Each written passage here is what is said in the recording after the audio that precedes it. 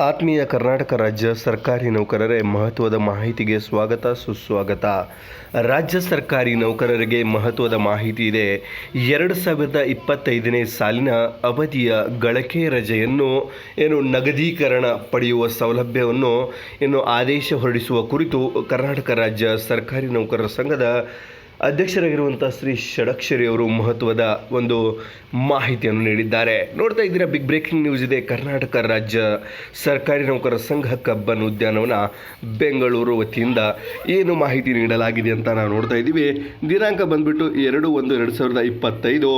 ಮಾನ್ಯ ಸರ್ಕಾರದ ಅಪರ ಮುಖ್ಯ ಕಾರ್ಯದರ್ಶಿಗಳು, ಆರ್ಥಿಕ ಇಲಾಖೆ, ಕರ್ನಾಟಕ ಸರ್ಕಾರ, ಬೆಂಗಳೂರು ಇವರಿಗೆ ಏನು ವಿಷಯ ಇದೆ ಅಂದರೆ 2025ನೇ ಸಾಲಿನ ಅವಧಿ ಗಳಿಕೆ ರಜೆಯ ನಗದೀಕರಣ ಪಡೆಯುವ ಸೌಲಭ್ಯ ಆದೇಶ ಹೊರಡಿಸುವ ಬಗ್ಗೆ ರಾಜ್ಯ ಸರ್ಕಾರಿ ನೌಕರರ ಸಂಘ ಈಗ ಮಹತ್ವದ ಒಂದು ತಿರುವು ನೀಡಿದೆ.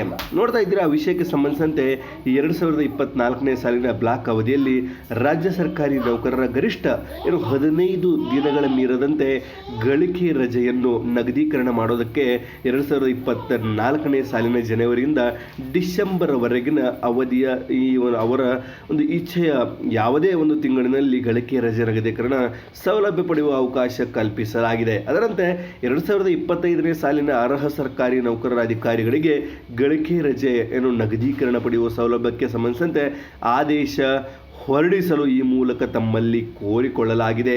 ವಂದನೆಗಳೊಂದಿಗೆ ತಮ್ಮ ವಿಶ್ವಾಸಿ CS ಷಡಾಕ್ಷರಿಯವರು, ಕರ್ನಾಟಕ ರಾಜ್ಯ ಸರ್ಕಾರಿ ನೌಕರರ ಸಂಘ ಮನವಿ ಮಾಡಿದೆ.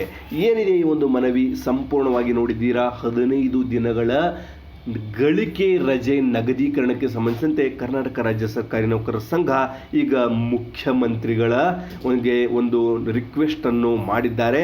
2024ರಲ್ಲಿ ಯಾವ ರೀತಿಯಾಗಿ ಗಳಿಕೆ ರಜೆ ನಗದೀಕರಣಕ್ಕೆ ಸೌಲಭ್ಯಕ್ಕೆ ಅವಕಾಶ ನೀಡಿದ್ದೀರಿ, ಅದೇ ರೀತಿಯಾಗಿ 25ರಲ್ಲಿ ಸಹ ನೀಡ್ರಿ. ಹೊಸ ವರ್ಷ ರಾಜ್ಯ ಸರ್ಕಾರಿ ನೌಕರರಿಗೆ ಗಳಿಕೆ ರಜೆ ನಗದೀಕರಣ ಆಗಲಿ ಅಂತ ಮಹತ್ವದ ತಮ್ಮ ಒಂದು ಪ್ರಪೋಸಲ್ ಅನ್ನು ರಾಜ್ಯ ಸರ್ಕಾರದ ಮುಂದೆ, ರಾಜ್ಯದ ಮಾನ್ಯ ಅಪರ ಮುಖ್ಯ ಕಾರ್ಯದರ್ಶಿಗಳ ಮುಂದೆ, ಆರ್ಥಿಕ ಇಲಾಖೆ ಮುಂದೆ, ಕರ್ನಾಟಕ ಸರ್ಕಾರದ ಮುಂದೆ ರಾಜ್ಯ ಸರ್ಕಾರಿ ನೌಕರರ ಸಂಘ ನೀಡಿದೆ. ಮಾಹಿತಿ ಇಷ್ಟವಾಗಿರುತ್ತೆ, ದಯವಿಟ್ಟು ಲೈಕ್ ಮಾಡಿ, ಶೇರ್ ಮಾಡಿ, ಸಬ್ಸ್ಕ್ರೈಬ್ ಮಾಡ್ಕೊಳ್ಳಿ. ಇದೊಂದಾಗಿತ್ತು 15 ದಿನಗಳ ಗಳಿಕೆ ರಜೆ ನಗದೀಕರಣಕ್ಕೆ ಸಂಬಂಧಿಸಿದಂಥ ಮಹತ್ವದ ಮಾಹಿತಿ.